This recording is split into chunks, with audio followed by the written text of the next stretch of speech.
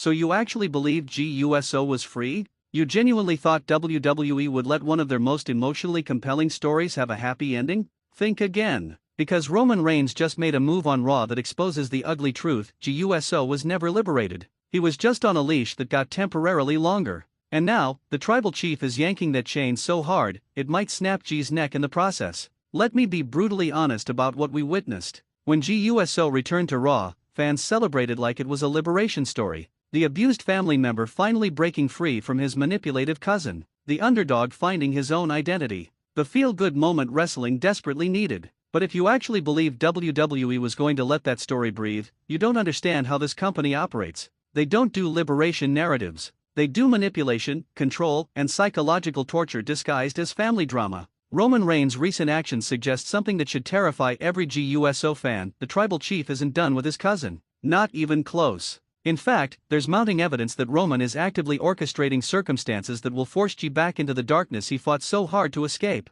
And the most sinister part? Roman isn't using violence this time. He's using something far more effective: guilt, family obligation, and the one thing G can never escape: bloodline loyalty. Here's what's really happening behind the scenes, and why it's so brilliantly evil it makes your skin crawl. Roman Reigns understands that you can't just beat GUSO into submission anymore. The audience has seen that story. They've watched G get super kicked, manipulated, and emotionally destroyed for years. Doing it again would be repetitive. So Roman's evolved his strategy. Instead of forcing G to acknowledge him, he's creating situations where G will voluntarily return to the bloodline. Not because he's scared, because he feels responsible. Think about Roman's recent behavior on SmackDown and how it connects to G's Raw presence. The tribal chief has been systematically dismantling everything around him, creating chaos, and positioning himself as someone who needs family support despite pushing everyone away. It's psychological warfare disguised as vulnerability. Roman is making G watch from Raw as the bloodline crumbles, knowing that G's protective instincts will eventually overpower his desire for independence.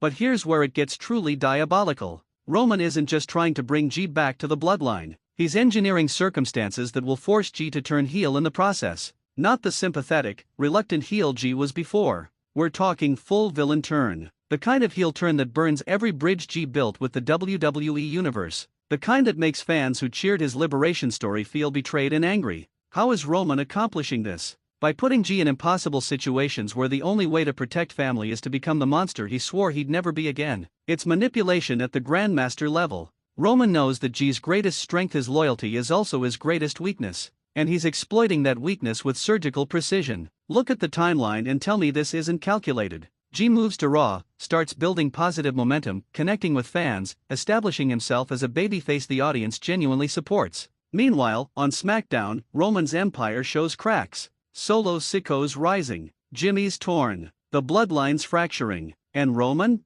He's watching G from across the brand split, knowing exactly how to pull his cousin back into orbit when the timing's perfect. The shocking Raw return everyone's talking about wasn't just G coming back to television. It was the beginning of Roman's endgame. Every interaction, every segment, every moment of G looking conflicted on camera is breadcrumbs leading to the inevitable conclusion: GUSO turns heel, rejoins the bloodline, and completes his transformation into the very thing he fought to escape. What makes this potential storyline so infuriating is that WWE is about to undo years of character development for cheap heat and continued Roman dominance. They built G's liberation story beautifully.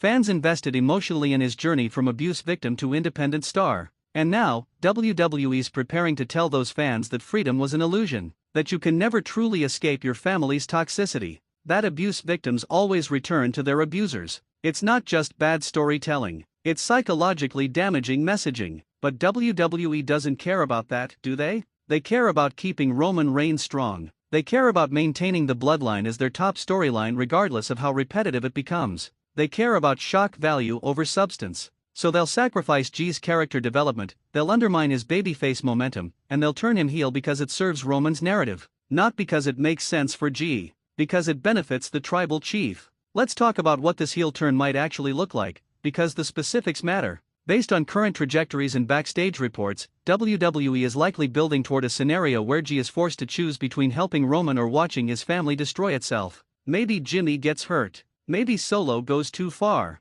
Maybe Roman himself gets backed into a corner where only G can save him. Whatever the trigger, it'll be designed to make G's heel turn feel inevitable rather than chosen. The brilliance, and I use that word with maximum disgust, is that WWE will position this turn as G's fault. not Roman's manipulation, not the company's creative bankruptcy. They'll make it seem like G couldn't resist the pull of family, couldn't overcome his programming, couldn't truly be free. And fans who supported his liberation journey will feel betrayed, which creates nuclear heat. That's the goal. Maximum emotional damage for maximum engagement. Here's what really makes this situation rage-inducing: it didn't have to be this way. WWE could have let G succeed as a babyface. They could have told a redemption story where someone actually escapes their abuser and builds a better life. They could have given fans a positive message instead of cynical manipulation. But that doesn't serve Roman Reigns' never-ending reign of dominance, so it's not happening. Think about the message this sends to anyone who's ever dealt with family toxicity or abusive relationships. You can fight back. You can get away.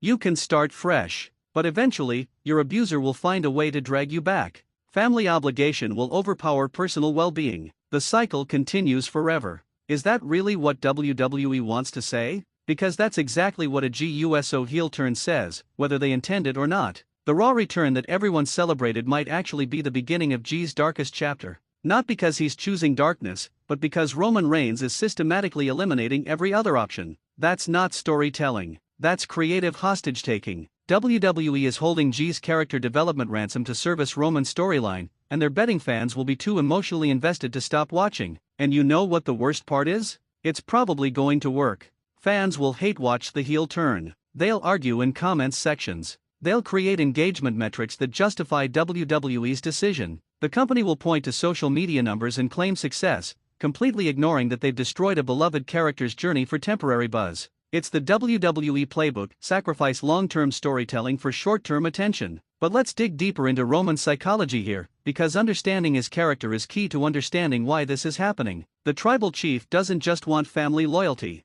He needs it. His entire identity is built on being the alpha, the head of the table, the one everyone acknowledges. When G broke free, it didn't just remove a soldier from Roman's army. It challenged the fundamental premise that you can't escape the bloodline. Roman can't let that stand. Not because he misses G, but because G's independence makes Roman look weak. So Roman's countermove is forcing G back, but doing it in a way that reasserts total dominance. If G comes back voluntarily, broken and heel, it proves Roman was right all along. It proves the bloodline is inescapable. It proves the tribal chief always wins. That's why this potential storyline is so important to Roman's character and so devastating to G's. WWE has been masterfully laying groundwork for this turn, even if casual fans haven't noticed. G's promos have contained subtle references to family obligation. His matches have shown him struggling with aggressive instincts. His backstage segments feature him looking torn, conflicted, like someone fighting internal demons. These aren't accidents. These are seeds being planted for the inevitable heel turn that's coming. The question isn't whether G will turn heel. At this point, that seems nearly guaranteed. The question is whether WWE can execute this turn in a way that feels organic rather than manipulative. Can they make fans understand G's decision rather than just resent it? Can they preserve some element of his character growth even as he descends back into villainy? Or will they just flip a switch, turn him heel, and expect fans to forget everything that came before? Based on WWE's recent track record with character development, I'm not optimistic. They've shown repeatedly that they value shock over substance, moments over storytelling, and social media reactions over coherent narratives. A GUSO heel turn checks all those boxes. It'll generate buzz. It'll create debate. It'll keep the bloodline storyline going for another year. Mission accomplished, right? Wrong. Because once again, WWE is choosing the easy path over the meaningful one. They're choosing to repeat familiar dynamics rather than explore new territory. They're choosing to undermine character growth rather than honor it. And they're choosing to send a deeply problematic message about family, abuse, and escape rather than telling a story that might actually inspire people. The most frustrating aspect is that alternatives exist. WWE could tell a story where G stays strong as a babyface while still being tested by family loyalty. They could explore the complexity of maintaining boundaries with toxic relatives without turning G villainous. They could use this storyline to show that breaking free is possible, healing is real, and independence doesn't mean abandoning family, it means establishing healthy relationships on your terms. But that requires nuance, patience, and creative courage WWE rarely demonstrates. It's easier to turn G heel, pop a rating, and move on. The company will sacrifice everything that made G's journey special because they're addicted to short-term gains over long-term storytelling. And fans will be left wondering why they invested emotionally in a character arc that ultimately meant nothing. Here's the reality: Roman Reigns may be pushing for a GUSO heel turn because that's what serves his character and keeps the bloodline fresh. WWE may be facilitating this turn because they don't know how else to book Roman or trust anyone else to carry the company. And G himself might be turning heel because he's a company guy who does what's asked, even when it undermines years of character work. None of that makes it right. None of that makes it good storytelling. And none of that changes the fact that WWE is about to betray every fan who believed in GUSO's liberation story. They're teaching viewers that escape is temporary, abusers always win, and family loyalty means surrendering your identity. Is that the lesson we want wrestling to teach? This is why independent wrestling coverage matters. When WWE makes decisions that sacrifice character for convenience, someone needs to call it out. When the bloodline storyline becomes more important than the individuals within it, someone needs to say that's wrong. When Roman Reigns' dominance comes at the cost of everyone else's development, someone needs to demand better. Ringmaster Hub won't sugarcoat this. If WWE turns GUSO heel after everything he's been through, it's creative bankruptcy. It's lazy storytelling. It's the company admitting they care more about maintaining status quo than telling meaningful stories. And it's a betrayal of everyone who supported G's journey toward independence and healing. Comment below, do you think GUSO's heel turn is inevitable? Are you tired of the bloodline storyline dominating WWE? Do you believe characters can actually grow in modern WWE, or is everything cyclical? Share this video if you're frustrated with WWE's creative direction. Subscribe to Ringmaster Hub for wrestling coverage that doesn't ignore the hard truths. The conversation starts here.